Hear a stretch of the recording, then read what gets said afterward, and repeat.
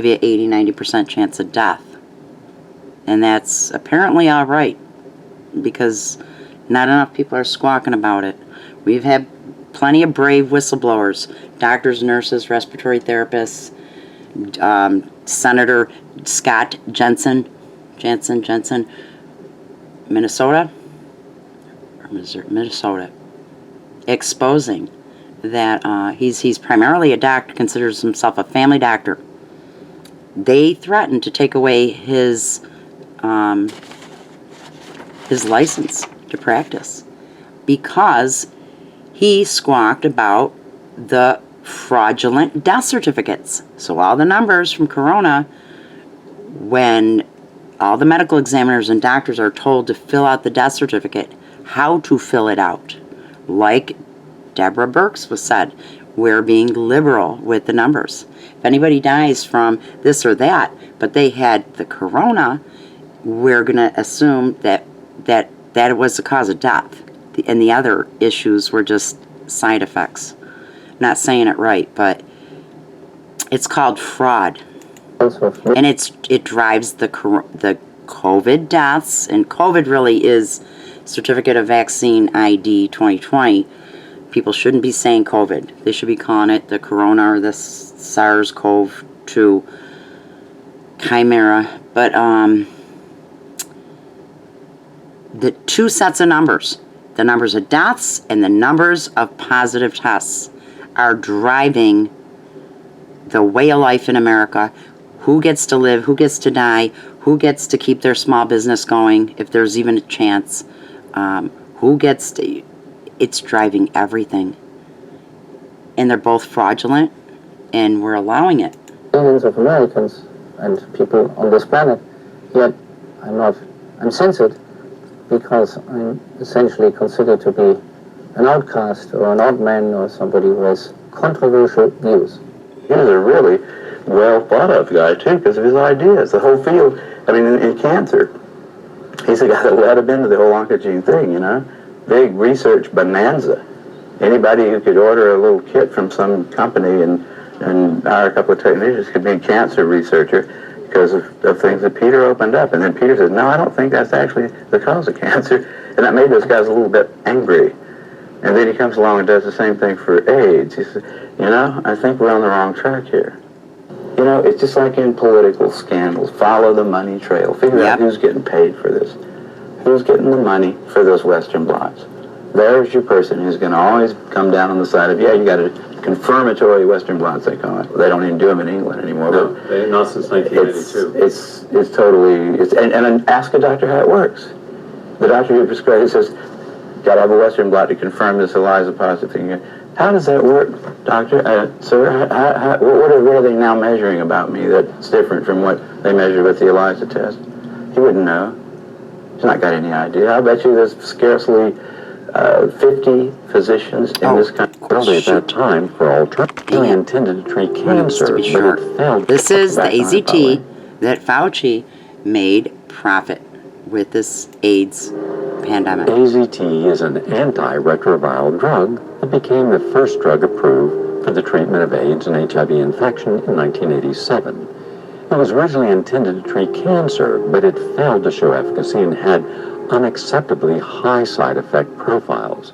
However, the innovative... Perfect drug. Ability at that time for alternative... To use on a population that, well, they're going to die anyhow. ...to treat AIDS affected the risk-benefit ratio greatly. The antiviral drugs are chemotherapies. They're all based on chemotherapies that have been developed 30 years ago, long before AIDS was known, to kill human cells. Chemotherapy is restricted to a few months in the hope the cancer dies before you die. If you started taking chemotherapy... That's exactly what chemotherapy is. It may seem to work for some people, but in general, it will cause cancer and kill you. ...agent for the rest of your life, it would be that agent probably that killed you. You know, when you give chemotherapy to somebody with cancer, you give them a round of it for maybe 14 days or a few days. Hopefully you're not going to kill the patient, you're going to kill the cancer. The patient's going to survive. But you don't keep giving it to him until he dies, because he certainly will. The way to get rid of AIDS is to stop funding it. Just stop everything that's called AIDS research. Somebody tries to get a grant for AIDS research, say, we don't do it anymore. We don't have AIDS. If you want to study pneumocystis carinii, we'll maybe look at your paper and see if you've got, something to say about that. You want to study any one of those diseases by itself, try to cure it, we'll talk about that.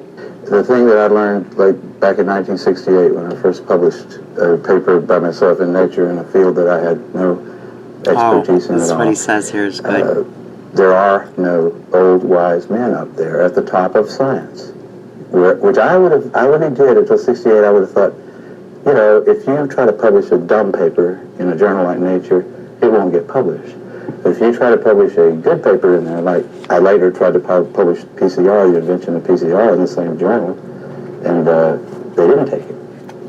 So it's up there. There isn't an up there.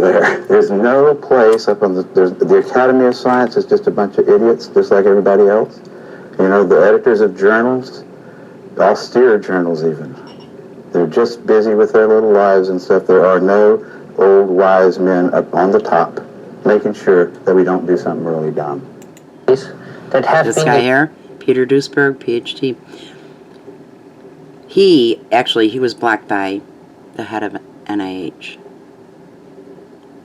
Anthony Fauci. So just follow the trail, follow the money. AZT, chemotherapeutic drug used to treat HIV. A lot of profit behind that. The whole thing stinks. It ties into Corona.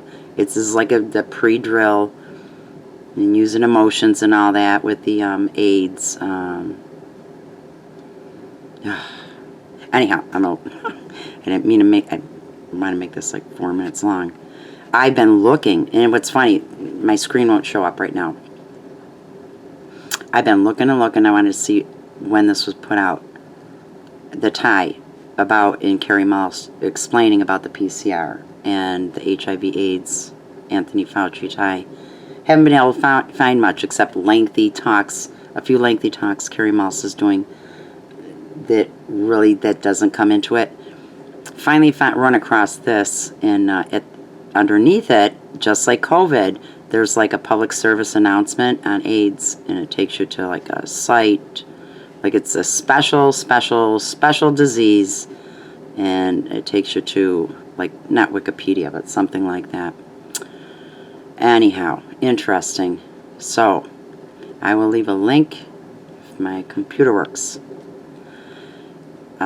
We're being lied to every which way. Every which way. So, all right.